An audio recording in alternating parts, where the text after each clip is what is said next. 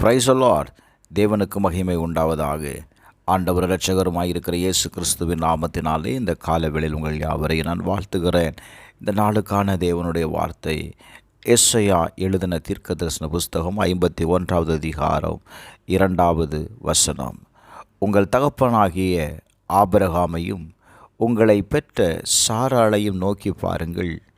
அவன் ஒருவனாயிருக்கையில் நான் அவனை அழைத்து அவனை ஆசீர்வதித்து அவனை பெருக பண்ணினேன். கர்த்தர் சொல்லுகிற வார்த்தையை கவனியுங்கள்.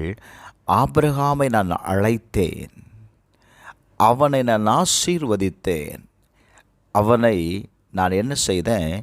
பெருக பண்ணினேன் என்று ஆண்டவர் சொல்லுகிறார்.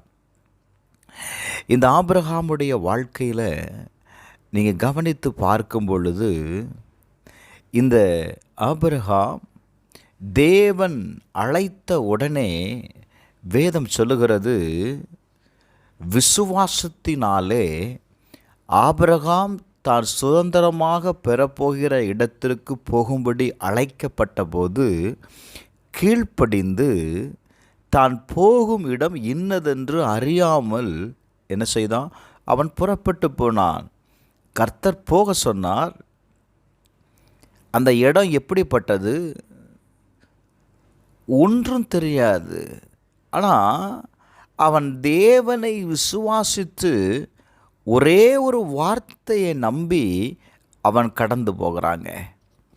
கர்த்தர் அவன் அழைக்கும்போது என்ன சொன்னார்? ஆதியாகமம் 12வது அதிகாரம் அதனுடைய 1வது 2வது வசனத்தை நீங்கள் வாசிப்பீர்களே ஆனால், கர்த்தர் ஆபிரகாமை நோக்கி, உன் தேசத்தையும் உன் இனத்தையும் உன் தகப்பனுடைய வீட்டையும் விட்டு புறப்பட்டு நான் உனக்கு காண்பிக்கும் தேசத்திற்கு போ. நான் உன்னை பெரிய ஜாதியாக்கி உன்னை ஆசீர்வதித்து உன் பேரை பெருமைப்படுத்துவேன். நீ ஆசீர்வாதமாயிருப்பாய். Glory to God. ஆண்டவர் சொல்லுகிற வார்த்தை என்ன?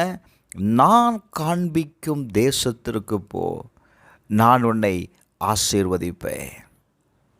இன்றைக்கு அநேக நேரத்தில்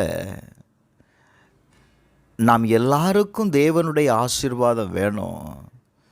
ஆனால் தேவன் காண்பிக்கிற அல்லது தேவன் சொல்லுகிற காரியத்தை நாம் செய்கிறது இல்லை. நாம் எதை பார்க்கிறோம்? ஆசீர்வாதம் மட்டும் வேணும். ஆனால் தேவனுடைய வார்த்தைக்கு அவன் என்ன செய்கிறது இல்லை? கீழ்ப்படுகிறது இல்லை.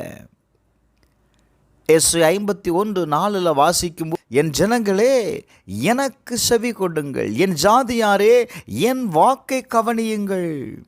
வேதம் என்னிலிருந்து வெளிப்படும், என் பிரமாணத்தை ஜனங்களின் வெளிச்சமாக நான் ஸ்தாபித்திருக்கிறேன். Glory to God. அப்போ அவருக்கு நாம் செவி கொடுக்கும் பொழுது, அவருடைய வார்த்தையை நாம் கவனிக்கும் பொழுது என்ன நடக்கும் தெரியுமா? அவர் சொன்ன வார்த்தை அப்படியே நிறைவேறுங்க. ஆதியாகமம் 24:1 ஆபிரகாம் வயது சென்று முதிர்ந்தவனானான். கர்த்தர் ஆபிரகாமை சகல காரியங்களிலும் ஆசீர்வதித்து வந்தான். ஆபிரகாம் தேவனுக்கு செவி கொடுத்ததுனால, தேவனுடைய வார்த்தையை கவனித்ததுனால ஆபிரகாமை கர்த்தர் சகல காரியங்களிலும் ஆசீர்வதித்து வந்தார். என கண்பானவர்களே, இந்த கால வேளையில் கர்த்தருடைய வார்த்தைக்கு செவி கொடுங்க. கர்த்தர் சொல்லுகிற காரியத்தை செய்யுங்க. அதை நீங்கள் கவனிக்கும் பொழுது கட்டாயம் கர்த்தர் உங்களை சகல காரியத்திலேயும் என்ன செய்வார் தெரியுமா? ஆசீர்வதிப்பார். Glory to God. காரணம், ஆபிரகாமை தேவன் அழைத்தார். ஆபிரகாமை அழைத்தவர் உங்களையும் அழைத்திருக்கிறார். ஆபிரகாமுக்கு வார்த்தையை கொடுத்தவர் உங்களுக்கும் வார்த்தையை கொடுத்திருக்கிறார். அந்த வார்த்தையின்படியே கர்த்தர் இந்த நாளில் உங்களை ஆசீர்வதிப்பாராக. செபிப்போமா.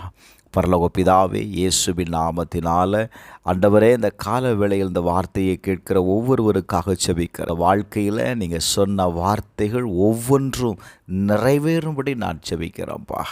அநேக நாட்களாய் காத்திருந்துட்டாங்கப்பா.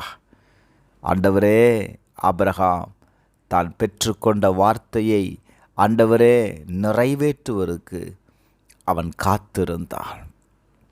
ஆண்டவரே, இன்றைக்கு வார்த்தையை பெற்றுக்கொண்டு காத்திருக்கிற ஒவ்வொருவருக்காக செபிக்கிறேன். வார்த்தை நிறைவேறுவதாக இந்த நேரத்தில் கர்த்தர் அற்புதத்தை செய்யுங்க. இயேசுவின் நாமத்தில் செபிக்கிறேன் பிதாவே, ஆமென்.